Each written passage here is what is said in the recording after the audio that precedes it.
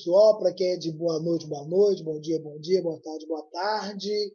Estamos iniciando hoje com a primeira entrevista de uma sequência de entrevistas em que falaremos sobre comunicação e humanização na área de saúde e medicina. E eu tenho assim a satisfação de estar recebendo por esse primeiro bate-papo que tem como foco, inclusive, a produção do meu próximo livro. Ele que é autor deste livro que está aqui, Bom Dia para Você com um Sorriso. Eu falo vou chamar de professor, porque tem na sua bibliografia essa função, mas ele é médico, professor, doutor Flávio José Canter. Ele que é médico, graduado pela Faculdade de Medicina da Universidade Federal do Rio Grande do Sul, em 1969, é especialista em clínica médica e cardiologia, exerce a profissão desde 72 em consultório e hospital. Foi professor de semiologia e cardiologia da Escola de Medicina da Pontifícia Universidade Católica de Rio Grande do Sul por 15 anos. Preceptor na residência de Medicina de Família e Comunidade da Secretaria de Saúde do Rio Grande do Sul, onde depois veio ser diretor na Secretaria de Saúde, foi diretor do Departamento de Ações em Saúde, diretor técnico do Hospital Paternon, foi conselheiro fiscal e de administração da Unimed Porto Alegre. Escreve periodicamente nas páginas de opinião do jornal Zero Hora, manteve blog no site da Federação Israelita do Rio Grande do Sul, publicando nos livros médicos e prescreve, e comemorativos aos anos de faculdade de medicina. E, como disse, autor desse livro aqui, que foi lançado agora, está fresquinho, lançado em dezembro de 2021. Boa noite, vou chamar o carinhoso de professor Canter. Seja bem-vindo ao nosso espaço de bate-papo. Só um reparo, professor, o livro foi lançado em dezembro de 20. Ah, 21 nós perfeito, estamos é verdade. Agora. Não é dezembro de 2021. Em dezembro nem de chegou 21 ainda. Ele já vai estar... Exatamente, 2020. É a emoção do contato. 2020, dezembro do ano passado, pessoal. Isso, esse livro a primeira impressão esgotou em 20 dias, a segunda está esgotando agora e eles estão partindo para a terceira impressão, que vai ser uma segunda edição. Nossa. Vamos acrescentar um prefácio de um colega que eu convidei para escrever um prefácio, então vamos ter em breve a terceira impressão, segunda edição. Então, até agora tem tido uma boa repercussão e aceitação.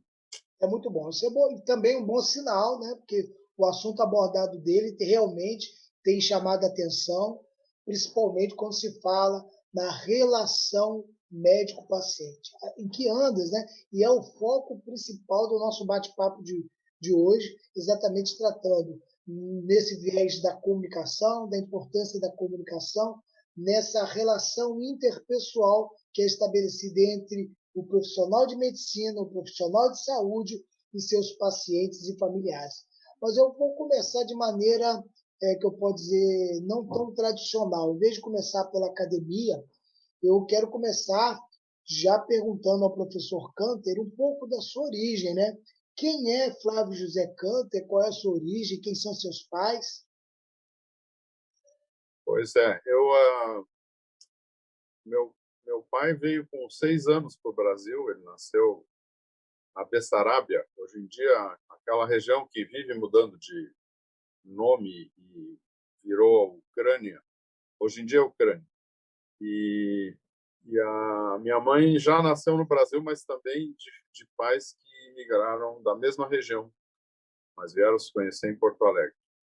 O nome deles? A minha mãe é Sara e o meu pai era Jacó. Jacó? Podia ser Jacó.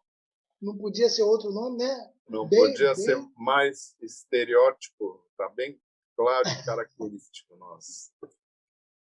nossa origem. Eles eram...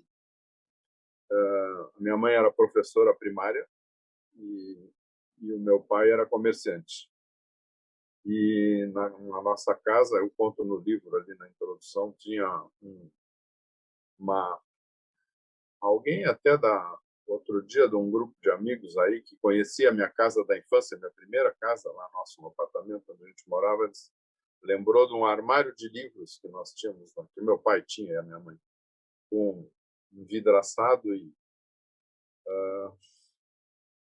daria dois segmentos dessa estante minha de livro aí, ou três, cobertos de livro. E tinha livro lá, a gente podia ver autografado ou assinado com a propriedade ou do meu pai ou da minha mãe. Ou seja, os dois tinham, na juventude, ou desde a juventude, sempre eles escreviam o nome deles, de um ou do outro, quem era o dono do livro na época que eles compravam, acho que nem eram casados, e o ano da aquisição do livro. Então, é uma família, uma história de leitura da, de sempre. Minha mãe, como professora, meu pai, por, por hábito e por gostar. Eu me lembro dele chegando em casa com um livro novo, sempre muito satisfeito, e lembro dele noites sentado numa poltrona berger lendo. Para mim era noite adentro, sei lá. Pode ser que eu ia dormir cedo e achava que aquilo era muito tarde, mas eu me lembro que eu ia dormir e ele ficava lendo. E na minha depois na descendência deles, o meu irmão é médico, meu irmão mais velho que eu, que meu conselheiro sempre, tudo que eu escrevo eu submeto a ele. Ele mora nos Estados Unidos desde 68, eu era estudante ainda, ele foi se treinar e ficou lá, casou, teve filhos. E é pneumologista, vai fazer esse fim de ano 80 anos e continua trabalhando, porque gosta também. E a minha irmã, que é mais moça que eu, estudou letras. Ela é tradutora e trabalhou no Instituto Estadual do Livro. E ela trabalhava com escritores. A principal criação dela, e que ela se dedicou muito, era o autor presente. Ela tinha um programa com escolas do estado inteiro, onde eles promoviam ida de escritores a escolas estaduais no interior, no estado todo. Então, botavam os pobres escritores numa Kombi, iam a 400, 500 quilômetros daqui. Geralmente botavam dois juntos para eles terem companhia um do outro, iam lá, faziam palestras, mobilizavam as crianças das escolas e adolescentes sobre a obra deles. Enfim. E todo autor... É perceptível que a família Canter, né, a geração Canter brasileira, foi criada entre livros e o gosto pela leitura. É verdade, exatamente. Isso dá um tom diferenciado na formação desses três intelectuais durante a sua formação e criação, né? Esses dias, agora, esse último fim de semana, saiu esse meu último artigo na Zero Hora, no caderno de fim de semana, e uma colega minha de turma, muito amiga da faculdade, quer dizer, mais de 50 anos, me mandou um WhatsApp dizendo que gostou do artigo e tal, e perguntando, mas desde quando que tu escreve? Porque no nosso tempo na faculdade eu nunca anotei, nunca fiquei sabendo que tu escrevias. Mas é que na faculdade a gente não tinha tempo, né? Não tinha condições, era uma... Vamos falar um pouco sobre isso também, sobre esse tempo de faculdade e o que acontecia. Mas eu gostaria de perguntar o seguinte: guarda alguma memória de situação, aprendizado paterno, né, familiar, que acredito que tenha influenciado na pessoa e no profissional do Canter hoje? Pois é, nós temos uma história, eu e meu irmão gostamos muito de contar, e nós, entre nós, conversamos. Meu pai e eu éramos... eu continuo sendo torcedor do Grêmio. Sabe que aqui no Rio Grande do Sul é Grêmio ou é Inter, não tem... O cara pode ter qualquer outra preferência, mas essas duas têm uma divisão grande, e a história de Grenal, dessa rivalidade é pronunciada. E o meu irmão foi cooptado por um tio nosso para ser do Inter, em vez de ser do time do pai dele, porque o meu tio ia muito mais a campo que o meu pai, então, e esse tio tinha um filho da mesma idade do meu irmão. E então ele começou a levar o meu irmão ao campo, e o meu irmão indo com o tio, com o torcedor do Inter, com o nosso primo torcedor do Inter, acabou ficando torcedor do Inter. E o meu pai nunca se opôs a isso. Eu tentava me opor, mas meu pai dizia, não, cada um escolhe. Meu pai tinha essa coisa grande. E um dia houve um Grenal, o Grêmio e o Inter jogaram e o Grêmio ganhou. E o meu irmão chegou em casa, foi ao jogo com o meu tio e o primo e tal, e quando o Inter perdeu, ele chegou em casa chorando e dizendo que tinha perdido, e nós, gremistas, felizes, meu pai e eu. E aí ele disse, eu vou mudar para o Grêmio. E o meu pai disse, não, tu não deve mudar. A gente na vida tem que saber ganhar, perder e ficar aderido ao que a gente escolheu. Só por uma derrota tu vai mudar, daqui um pouco vai ter outra derrota que vai mudar de novo. Tu tem que seguir e ter firmeza nas tuas escolhas. E isso para nós foi uma lição. Para mim, negativa, porque eu fiquei feliz. Agora o meu irmão vem para o meu time, nós vamos ficar juntos. Mas mais que isso foi essa grandeza do meu pai de abrir mão de ter o filho primogênito torcendo junto conosco para seguir um princípio. Um ensinamento maior, que a gente percebe um ensinamento que traz até os dias atuais. Bacana. A gente vai iniciar um pouquinho falando sobre exatamente a sua opção, medicina. A escolha pela medicina foi desde sempre? Sempre, não, eu quero ser médico, quando eu crescer eu vou ser médico. Como é que isso foi construído? É uma história muito engraçada, porque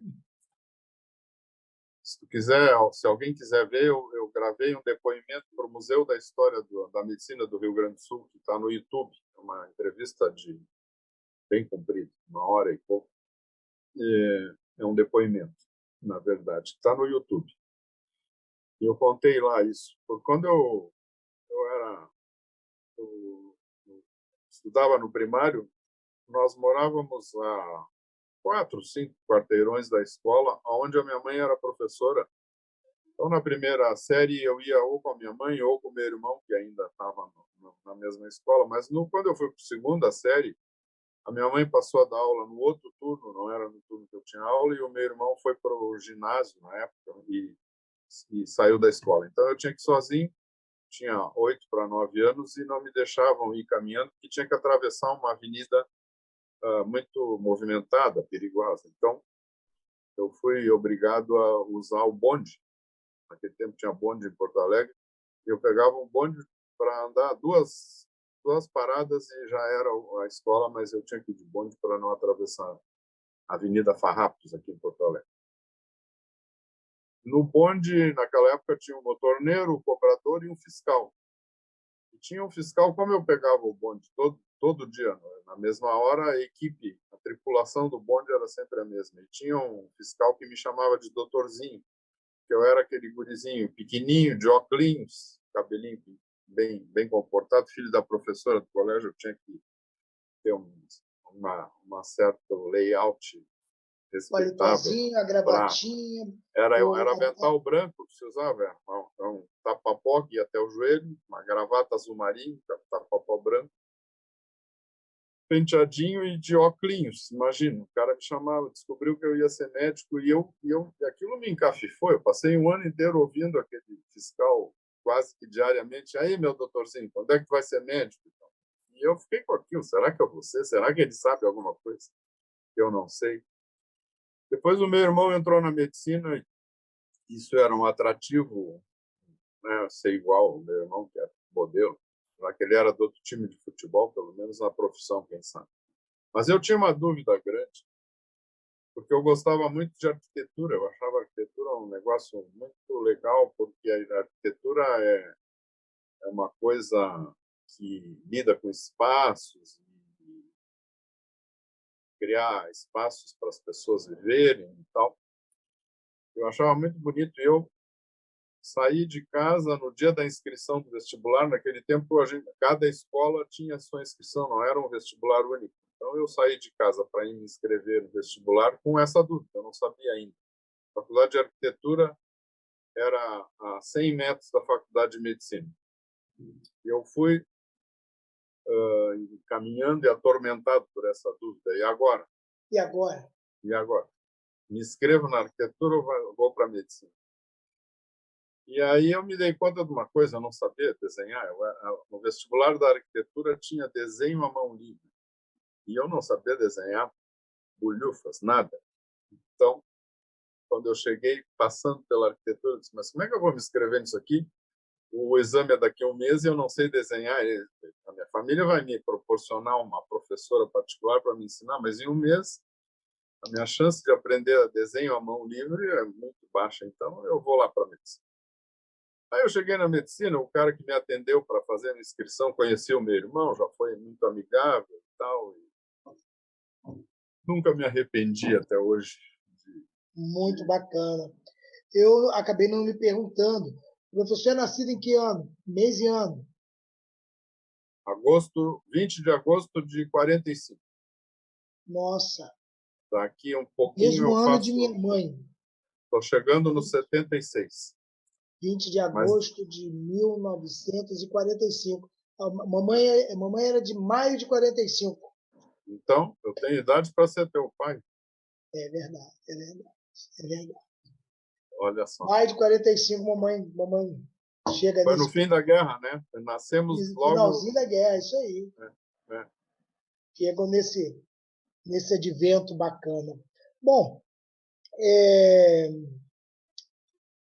nos seus primeiros anos de faculdade, né, a gente fala muito das dificuldades, cada um começa a ter umas certas, alguns estranhamentos. Houve estranhamento na sua produção de conhecimento, principalmente já levando em consideração hoje essa sua, vamos botar assim, a faceta do médico humanista que eu tenho percebido nos contatos que a gente tem.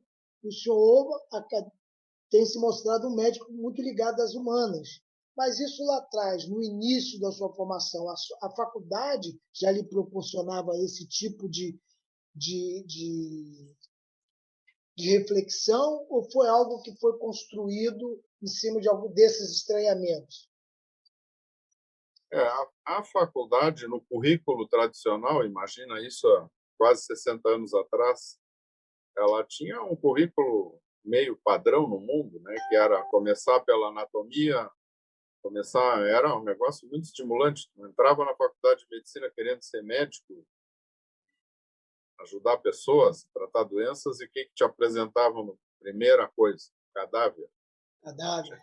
A gente ia aprender na anatomia, na dissecção do cadáver. Então, eu acho que as faculdades, os currículos, depois eles foram muito mexidos, mas naquele tempo eram muito estáticos. Começava por anatomia, histologia, que era estudar tecidos e células, fisiologia vinha depois, que era o funcionamento, mas não tinha muito essa preocupação. Mas eu tinha um grupo de amigos, eu tinha amigos que tinham parentes psiquiatras e psicanalistas e por algum, não é por acaso, eu tive muita afinidade com eles e nos aproximamos, e a gente promoveu cursos durante a faculdade extracurriculares pelo centro acadêmico ou por um grupo de nós convidavam, e os professores se dispunham em nos dar aula. Então a gente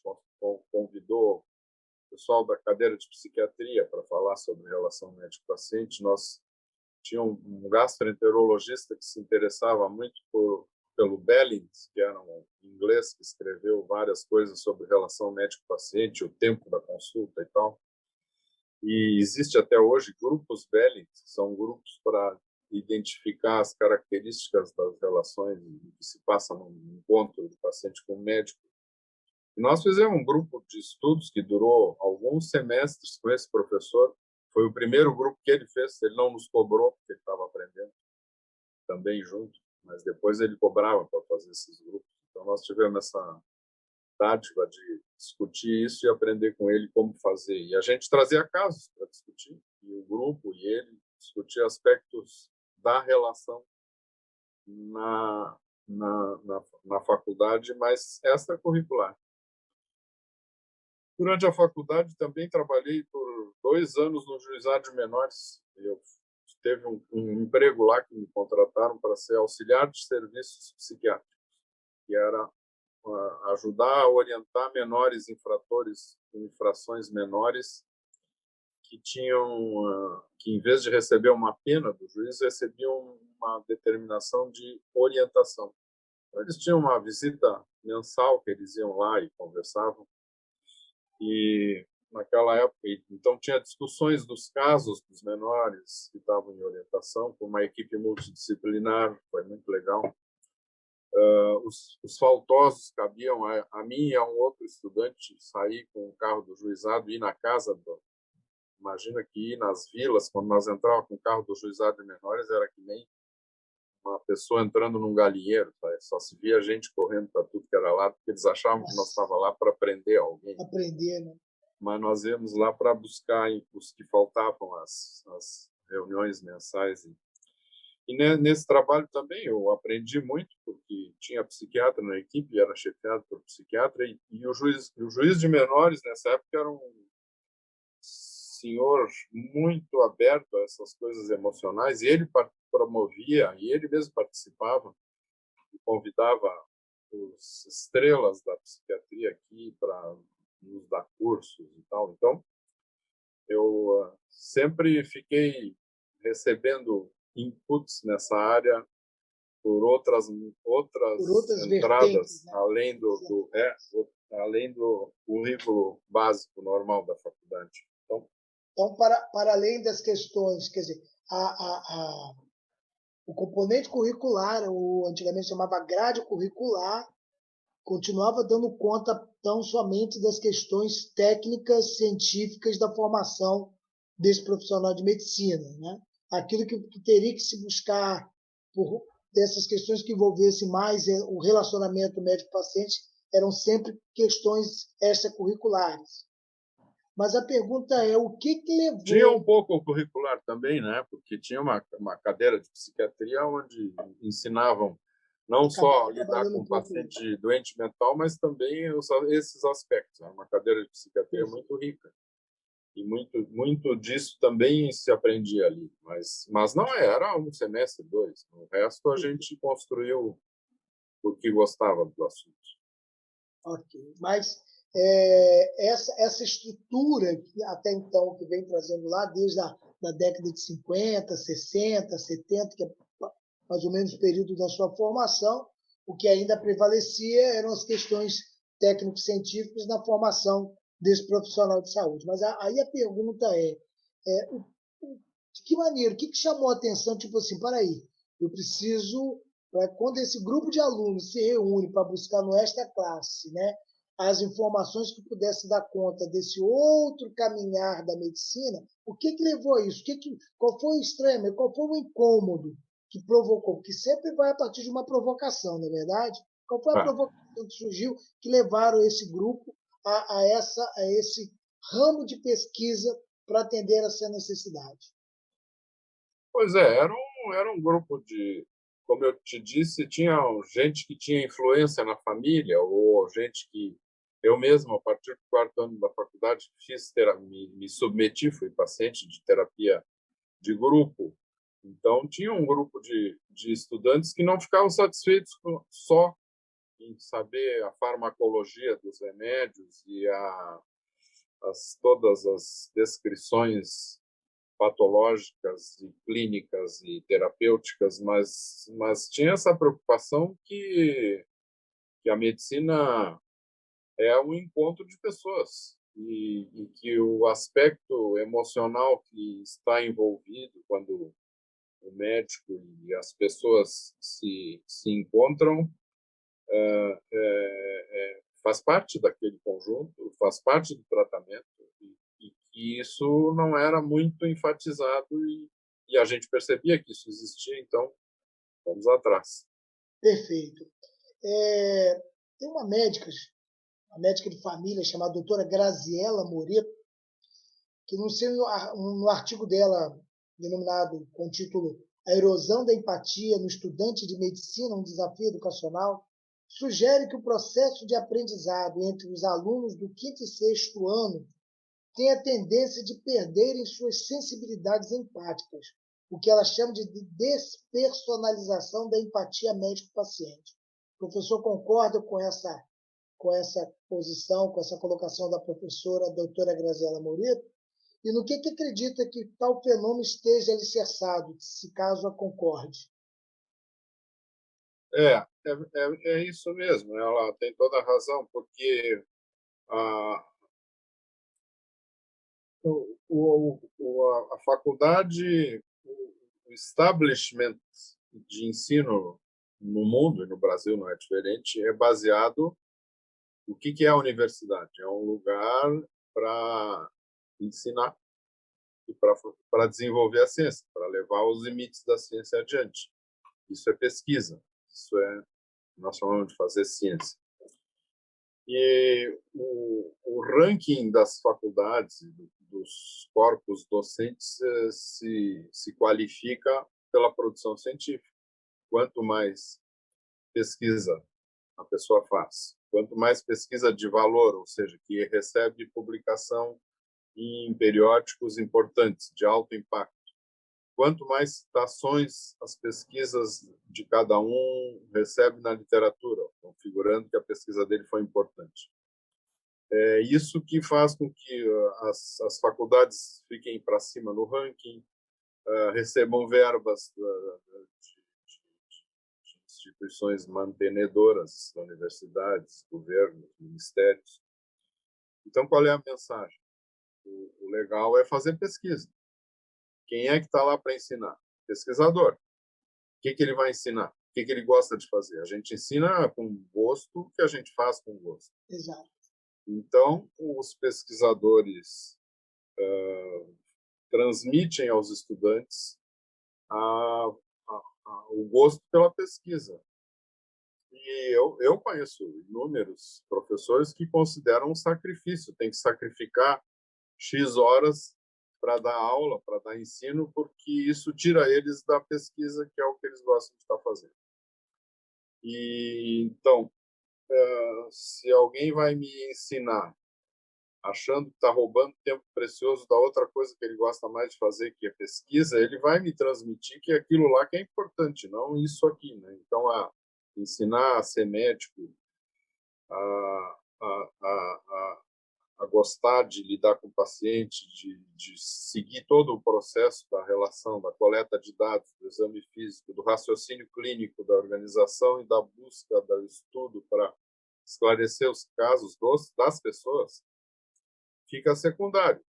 E outro dia eu vi um eminente professor e competentíssimo profissional dizer: vou lá agora dar aula para os meus alunos no hospital tal, da universidade tal. Vou lá ensinar para eles que não precisa mais examinar os pacientes. Agora, com os exames subsidiários que nós temos disponíveis, não precisa mais botar a mão em paciente. Ora, faça-me o favor, né? Quando essa é a mensagem, o que vai sobrar para quem está recebendo essa mensagem? Então, claro que tem muito professor que gosta de atender paciente e que gosta de lidar com os alunos e de ensinar isso. E esses são os melhores, né? Os que satisfazem os ímpetos da universidade, da academia, e fazem as pesquisas e são bons nisso, e também valorizam o ensino da medicina, gostam de atender pacientes. Esses são os mais completos e abrangentes e que certamente são os Talvez melhores. não deveria ser tanto nem céu nem inferno, né? Buscar um caminho do meio seria o mais... seria o ideal. A virtude está no meio. Nós não precisamos abrir mão, né, da parte científica. Muito pelo contrário. Exatamente. Mas não podemos abrir mão da noção de que tem alguém ali do outro lado precisando da nossa ajuda. Não sei se tu sabe tem uma experiência vivida hoje no meu consultório. Meu consultório, a mesa não fica entre eu e o paciente. Ela Eu acho que eu não sei se tu Foi o que eu estou já no falei nosso nisso. seminário, falou no nosso seminário. O Falei sujeito lá. É, uma mesa entre o paciente e o é. médico. Eu removi lá pelas tantas, logo no início, uns 2, 3 anos de formado, e ela fica contra a parede e o paciente está ao lado. Então, eu posso me virar numa cadeira giratória, como eu estou, eu posso me virar para escrever, olhar o computador, alguma coisa, e me virar para o paciente, mas nunca estou com nada entre nós. E hoje, Isso já é extraordinário. uma paciente que não ouviu eu contar isso, não leu meu livro, não ouviu o nosso seminário, enfim, ela não sabia disso. Ela é da área da saúde, não é médica. Era a primeira consulta dela.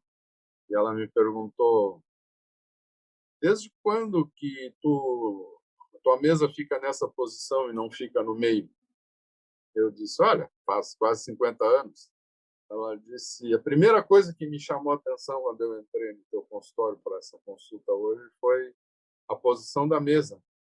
E eu vou mudar a minha mesa na minha sala hoje para essa mesma coisa que tu faz aqui. Quer dizer, ela se sentiu melhor acolhida Acolhida, né? com a diminuição das barreiras, né? É Isso a gente extraordinário. desenvolve, né? Isso É não se aprende, extraordinário. não. Quero falar um pouquinho com o senhor sobre o seu último artigo na Gazeta Zero Hora, publicado agora em 21 de maio de 2021. O senhor inicia o seu artigo, Medicina Relacional. O senhor abre com a citação de William Osler, que diz assim: o bom médico trata as doenças, o grande médico trata o paciente. Então, a pergunta é: acredita que essa máxima se aplica na formação acadêmica do médico de sua época e ainda hoje? Essa máxima do Osler, que tem coleções de máximas dele, porque ele era de uma sabedoria extraordinária há mais de 100 anos atrás, e isso tudo foi numa época que foi compilado. O Osler era um gênio. Esse é o espírito, né? Eu usei isso como a introdução ali ao artigo, porque meu artigo quer dizer o seguinte: a medicina tem milhares de anos, né? Começo contando histórias de 1000, 2000. O, o Hipócrates já é antes de Cristo, e se sabe que tinha médico 2000 anos antes do Hipócrates. Então, a medicina é uma profissão milenar que se modifica sempre, mas que tem uma base permanente, que é essa relação das pessoas. E é o que o Osler diz ali, né? Isso, para mim, é a tábua rasa da coisa, né? Isso é para sempre. Nós vamos ter novidades científicas? Vamos ter, já temos, né? Sempre tem. Cada era tem a sua medicina do futuro. 1000 anos atrás, a medicina do futuro era introduzir, 800 anos atrás, era introduzir lavar as mãos antes das refeições. E hoje a telemedicina são os robôs, são esse conjunto de dados que ajudam a dirigir. E cada fase vai ter. A telemedicina agora vinha tendo um incremento e uma discussão no Brasil ainda, entra, não entra, e com a pandemia ela foi obrigada a entrar com mais força. Algum grau de telemedicina sempre houve. A gente sempre ligava para o médico da gente. Vamos chegar nesse ponto aí. Mas antes de falar de telemedicina, de tecnologia, eu marquei algumas situações aqui do artigo que eu achei muito interessante. O artigo todo está muito, muito bem escrito e de uma clareza muito grande que para qualquer pessoa, né, de formação consegue acompanhar e ter um entendimento. E eu vejo nele muito, muito provocativo também. Ele é provocativo, que ele te leva a vários insights. Eu marquei algumas coisas aqui. No artigo, o senhor fala sobre a pesquisa que aponta a redução do tempo que o médico tem despendido no atendimento ao paciente, e que isso contraria os princípios da prática médica. O que o senhor atribui a essa redução? A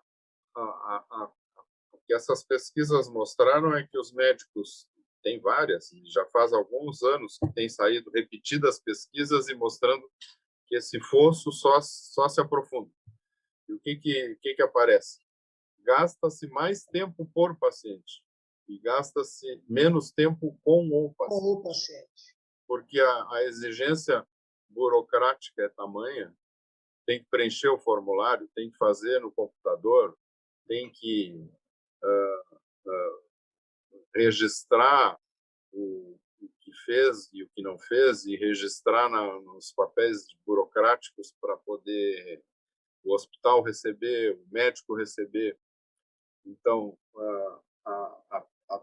o tempo no hospital, então, é fantástico. Eu frequentemente, agora me afastei do hospital com a pandemia para me proteger do risco na minha idade, mas até a pandemia eu tinha sempre pacientes hospitalizados e volta e meia eu chegava a marcar, eu gastava 10 minutos visitando o paciente no seu leito e mais de 20 no computador depois, preenchendo, pedindo exame, relatório de não sei o que, evolução. Então, ah, ah, e eu tenho outro dado que está no artigo, que os hospitais aumentaram 10 vezes mais a proporção de gente burocrática do que gente Burocráticos, assistencial, ou seja, administrativos, né? a Agentes medicina ou a administrativos. saúde virou um negócio. E Então, esse negócio... isso significa dizer que, o senhor disse que já existe, e a gente vê isso nas pesquisas, uma quantidade enorme de profissionais de saúde apontando para o caos, vamos dizer assim, em que a saúde está se estabelecendo com esse ato construído, esse poço, como o senhor fala, com relação a essa relação médico-paciente. Mas para a estrutura, vamos botar assim, de mercado de medicina, isso parece não quer dizer absolutamente, porque a estrutura mercadológica de medicina vai muito bem, obrigado. Então, quer dizer, os faturamentos, que é o foco hoje, talvez tão importante, estão sendo mantidos em detrimento dessa situação de esvaziamento dessa relação médico-paciente, mais ou menos isso? É, exatamente. O, a, a, o ângulo business da medicina projetou uma sombra sobre o principal, que é o contexto do encontro do médico e do paciente. O que o plano de saúde quer? Que tu comprove que fez aquilo, que tu comprove que precisa daquele exame, que tu preencha X itens As para mostrar guias, que está eficiente. E aí? Essas coisas são pendulares, né? Já existe no mundo movimentos propondo que, peraí, temos que lembrar que existe uma pessoa e uma outra pessoa, um grupo de pessoas, a equipe de saúde, essa seria a minha que próxima pergunta. Então, diante disso tudo, existe um grupo já brigando por isso, mas o senhor acredita que em algum momento, de hoje para daqui para frente, em algum momento, todo esse sistema em torno mercadológico, em torno da saúde e da doença, pode vir a sofrer mudanças com esse, vamos dizer assim, com esse esgarçamento que esse grupo tem feito aí em prol de retornar uma medicina mais humanizada? Ou isso talvez não tenha volta? eu acho uh, vai, que vai haver um balanço, né? Acho que foi tão longe, como tu disseste, esgaçou tanto o modelo que tem um retorno. Nos Estados Unidos tem movimentos fortes usando logoterapia, que são tipos de terapia que visam vem do livro do Viktor Frankl, que busca dar sentido. Ele diz que o que leva à sobrevivência e a achar os caminhos é ver o sentido do que se faz. Então, existe ainda os grupos Balint, os grupos, enfim, várias modalidades de estudos com criações para humanizar um pouco entender a grande incidência de burnout, né, de esgotamento de médicos e profissionais de saúde, agora com a pandemia, isso ficou mais evidente, que as pessoas vai.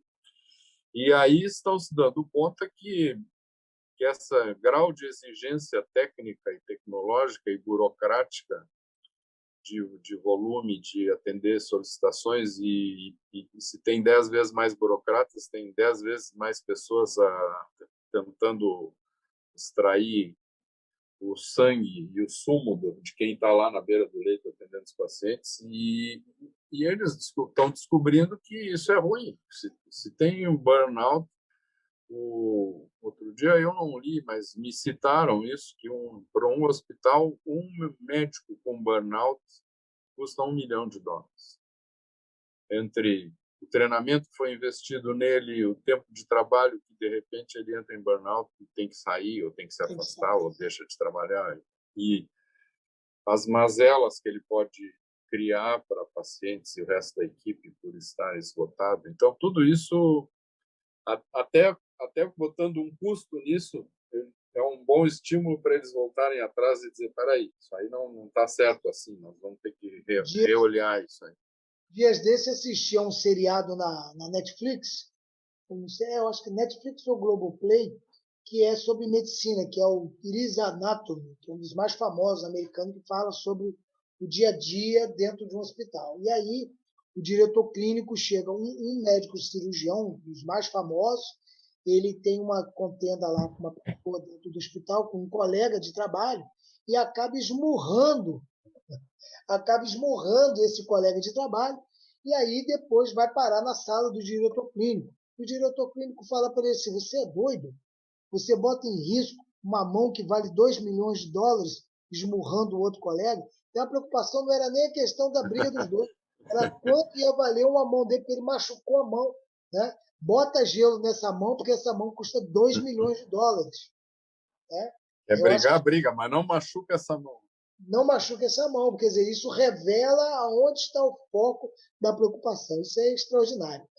Ainda no seu artigo, o senhor fala o seguinte: a inovação não para. A medicina do futuro está sempre ali adiante. Fantástico isso. Muitas inovações chegam para enriquecer a prática médica. Outras não se sustentam, né? São declarações do seu artigo.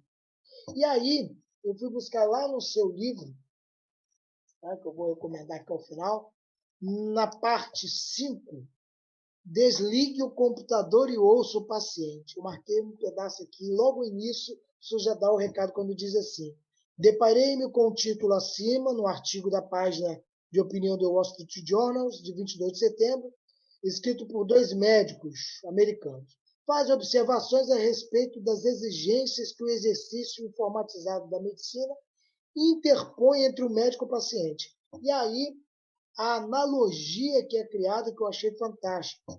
Comparam a atenção do médico diante de um terminal de computador, diante a consulta, ao ato de dirigir digitando no trânsito. A atenção cai, divide-se, o risco aumenta. Então, nessa analogia entre digitar no trânsito, enquanto está dirigindo, e digitar o computador e esquecer o seu paciente do lado, as habilidades nessa anamnese, nesse contato direto com o paciente, cai drasticamente, né? E aumenta efetivamente o risco. O paciente se sente deixado de lado, né? Tá tu com o teu computador ali e ele está ali sentado. Aí, de vez em quando, tu olha para ele, faz uma pergunta e volta para o computador. Então, o computador. Há uma experiência vivida nessas unidades de UPA que foi criado, né? Eu lembro que uma vez, numa emergência, eu precisei levar, não sei se foi minha esposa, não foi minha esposa, foi uma pessoa conhecida, me recordo agora.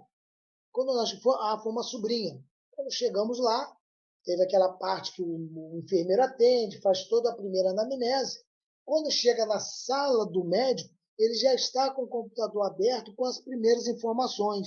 Deu febre, está com tanto de temperatura, está com tal sintoma. Tal. Ele já não olha mais para os pacientes. Ele está o tempo todo ligando, olhando para o teclado, digitando, e quando ele pergunta, ele mal ouve a resposta disso, ele já está dando, e, ó, vou passar esse exame aqui, faz esse exame, não sei o quê, vai ficar no soro, e já resolveu em 3 segundos. É. É uma Pode até revisão. ser, pode ser que tecnicamente até resolva, às vezes sim, às vezes não. Mas que a pessoa que foi atendida ali não fica satisfeita, não se sente acolhida, isso é inevitável. É inevitável, né? Então, para além das questões que envolvem as medidas sanitárias que o senhor fala no texto, qualidade de alimentação, higiene pessoal, os antibióticos, a vacina, o senhor fala das inestimáveis contribuições que a era digital tem trazido para a assistência e no acesso ao conhecimento na área de medicina e saúde. E faz uma pergunta que eu devolvo para o senhor, eu tomo assim, a ousadia de lhe devolver a pergunta do seu artigo em busca dessa Isso não é resposta. justo. Isso não é justo. Mas aí ficaria muito fácil nosso bate-papo. O senhor pergunta exatamente, eu botei assim, palavra por palavra. Por que, então, os médicos dispõem de menos tempo para cada paciente? E por isso ouve menos, examina menos e pedem mais exames para suprimir esta falha básica? Essa é a pergunta que eu faço, senhor. Por quê? Por que, então, os médicos dispõem cada vez menos de tempo de atenção ao paciente e já está pedindo exames? Mas isso, tu já desse a resposta, tu contasse essa experiência da UPA, os médicos estão premidos, né? Não é que eles não querem.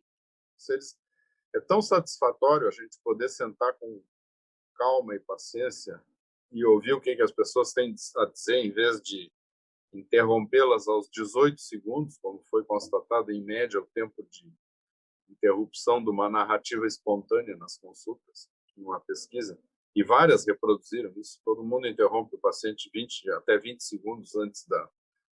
Começo a contar o que eu vim fazer na consulta, em 20 segundos eu sou interrompido para dirigir já a anamnese. Pela premissa do tempo, como nós falamos antes, é mais tempo em burocracia do que em tempo para o paciente, se gasta mais tempo por paciente, menos tempo com o paciente, e toda.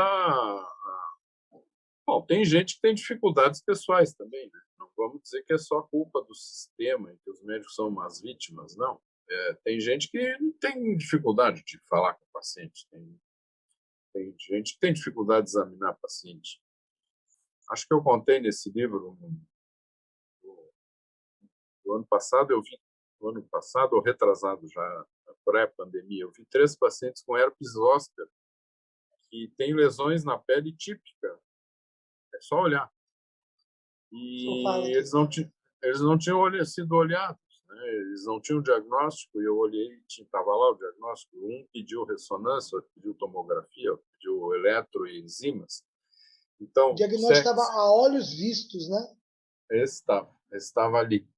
Então, a pressa, a premência ou a falta de disponibilidade pessoal também, eu acho que pode haver, né? Em muitos casos existe, leva a não ser completo em termos de ouvir e de examinar. Tem um exame mínimo que tem que ser feito, não Bom, precisa nós estamos muito. caminhando para o final da nossa entrevista, mas a gente não poderia terminar sem tocar num assunto que hoje é o panorama geral da humanidade, que é a questão da pandemia, né? E como essa pandemia tem modificado comportamento de todos os níveis. E aí eu digo aqui, com o advento da pandemia e a necessidade de se reinventar o modus operandi, tanto no processo de ensino de medicina, quanto para a prática médica a partir dos eventos remotos, aí eu estou falando de telemedicina, o senhor acredita que haverá uma tendência maior desse distanciamento interpessoal entre os médicos e seus pacientes? Ou seja, a gente já sabe que com a pandemia e com essa nova maneira da gente lidar com as informações, advinda da era digital e dessa facilidade que a gente está trazendo hoje, nós estamos aqui, eu em Campos dos Goytacazes, interior do estado do Rio de Janeiro, o senhor em Rio Grande do Sul, a gente está travando esse diálogo, isso a tecnologia está nos ajudando demais e aproxima e criamos aqui um relacionamento interpessoal e eu acredito que uma grande amizade, né? E isso é muito, Verdade. né? Mas, para É. além disso, quando se fala em medicina, em ensino de medicina, ou seja, para o aluno que está aprendendo medicina, e tanto para ele depois, o profissional formado, a telemedicina, ela vai sucumbir essa necessidade do olho no olho, no atendimento presencial, em perceber a respiração desse paciente, perceber a entonação de voz desse paciente, de perceber a angústia desse paciente a partir da sua expressão corporal, ou isso vai, de alguma maneira, também se arranjar de maneira a não perder essa perspectiva, na sua opinião? A minha opinião é que vai haver espaço para a telemedicina, mas é o que eu não canso de dizer. Ela não vai substituir a relação pessoal. Ela vai ajudar. Ela vai ser um instrumento. Eu nunca deixei de atender meu consultório durante a pandemia. Fiz reformulações de agenda, mudamos layout da sala de espera para não ter aglomeração, é uma Criou pessoa só, enfim, protocolos. espaçamento e tal. Mas no início, lá, março, abril, maio do ano passado, tinha turnos que eu atendia. Chegou a ter uma vez só que eu atendi todas as consultas remotas, ou por telefone ou por vídeo. Em geral, no início era metade, metade, isso foi mudando. Atualmente, são raras por vídeo e a maioria são presenciais. Porque as pessoas, o modelo se esgota, né? Tem coisas, como tu disseste, tem coisas que tem que ser ali, tem que examinar, tem que botar a mão, tem que se olhar no olho. E a telemedicina ajuda? Claro que ajuda. Vai ter muito modelo de pessoas que eu já atendo e que tem que botar em dia algumas informações, até o tratamento da pressão arterial. A pessoa tem um aparelho em casa e sabe, nós fazemos uma consulta e podemos regular a medicação e tal. Mas tem um ponto, chega num ponto que precisa ser revista, que a pessoa quer, que eu também quero. Nós temos que Perfeito. nos encontrar. Então, vai É, ter lugar para as duas coisas. Eu estou escalado para participar de um painel no Congresso Brasileiro de Psiquiatria e a minha parte é falar sobre o papel social do médico pós-pandemia. Se houver esse congresso, porque esse congresso ou vai ser presencial ou não vai haver, então ele já foi transferido, já está na terceira agenda, mas eu não sei o que eu vou dizer ainda, né? Eu não sei qual é o papel social do médico pós-pandemia, mas eu estou pensando, e é já dá para isso, ir né? observando, né? Com tudo que está acontecendo, já dá para ir É, tirando uma é. fotografia disso. O que vem lá na frente, como é que vai ser? Acho que nós vamos estar juntando os cacos da medicina, né? Com tudo que aconteceu durante a pandemia, em termos de boicote, negacionismo, tratamentos precoces, e tantas bobagens que circularam e circulam ainda, e temor da vacina. Enfim, E, tem e, muita coisa. e estudando a história, até mesmo das pandemias, o que aconteceu agora é a reprodução do que aconteceu há 100 anos atrás. Tiveram negacionistas, tiveram quem dizia que a vacina ia transformar isso, que ia fazer aquilo, que não era para tomar vacina. Ninguém virou jacaré. Ninguém virou jacaré. Eu acho que eu viro jacaré a partir de amanhã, porque hoje eu já recebi a notícia de que os colaboradores, professores e alunos do primeiro e terceiro período que ainda não tinham sido vacinados, seremos vacinados amanhã lá na Faculdade de Medicina. Então, eu digo que a partir de amanhã Chegou a eu vez dos tenho jovens agora. grandes probabilidades de virar jacaré. Professor, eu termino exatamente com a provocação que o senhor coloca no texto do Moacir Scliar, que eu acho que tem tudo a ver com o que nós conversamos aqui hoje. Quer dizer, se a gente entende que por mais que a tecnologia chegue, ela tem um papel de ajudar, não tem como negar a tecnologia hoje, como não podemos negar há 150 anos atrás, ou com a Revolução Industrial, né? As pessoas diziam que quando surgisse o rádio, acabaria com o jornal. Quando chegasse a TV, acabaria com o rádio. Quando chegasse a internet, acabaria com a TV. E tudo isso coabitam hoje no mesmo espaço. Agregou, mas se somam, né?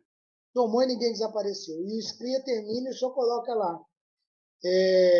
Sabemos que essa realidade chegou para ficar. Então, como interpor a tal realidade e manter o médico, como diz o médico humanista escritor Moacir Sclia, ao fim e ao cabo. A medicina é isso, uma relação especial entre pessoas. Eu acho que isso resume bem o nosso bate-papo de hoje, né? E é bonito, né? É uma relação entre pessoas. Existe humano em cada cadeira. Existe humano no médico, existe humano no paciente, e essas relações elas não se findam, elas se constroem.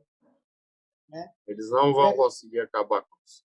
Não vão conseguir acabar com isso. Até porque, como o senhor mesmo disse, a medicina já tem milênios. Né?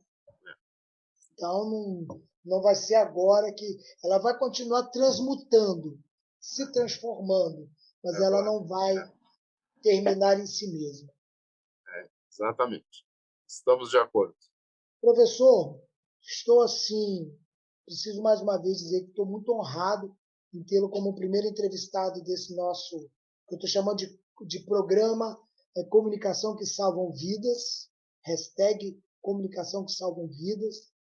Então, eu estou muito honrado em ter compartilhado, né, ter recebido tanta informação, né, com a sua disponibilidade. Eu sei que a sua agenda é apertada, né, e tirar esse tempinho para a gente bater esse papo foi extraordinário. Como eu disse, isso que vai virar parte do meu livro, isso só vai abrilhantar, tenho certeza, o meu lançamento, né? Quando falar, olha, aí tem entrevista com o professor Canter.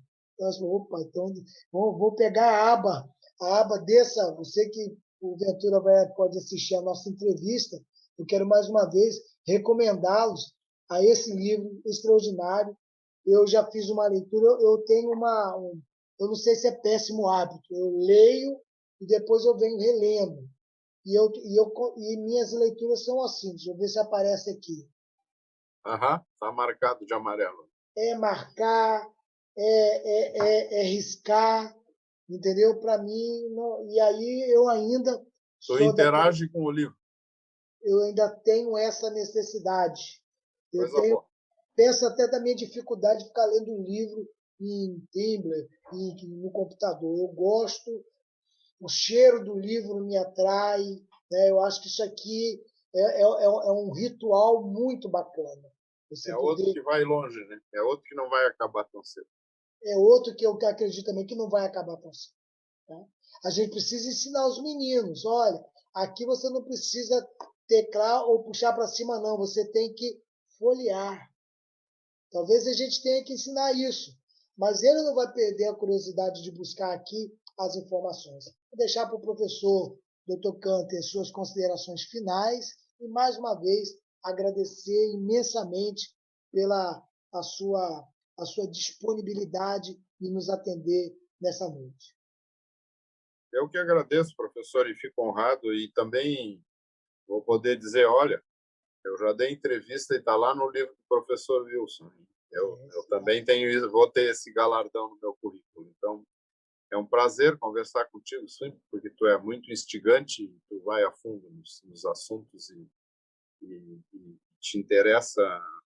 Eu vejo que tu entrasse no meu pensamento para tirar de mim o que eu posso oferecer na tua construção. Então, eu estou muito honrado. Talvez a minha veia jornalística, né? Jornalista vai lá, vai futucar. Mas tem uns bons e uns que não são tão bons. Tu é dos bons. Muito e nem obrigado. tem o grande médico e o bom médico, tem o grande jornalista e o bom jornalista. O bom jornalista, tu é o grande. Muito obrigado. Tu é dos grandes. Muito obrigado pela oportunidade, sempre bom te encontrar. Muito obrigado mais uma vez. E a gente vai se falando, vou te dando novidades. Fomos convidados agora pela faculdade para auxiliar na coordenação de um novo projeto, aproximando a questão da área cultural do desenvolvimento dos nossos alunos. E já estou fazendo pesquisa com relação às narrativas literárias na medicina.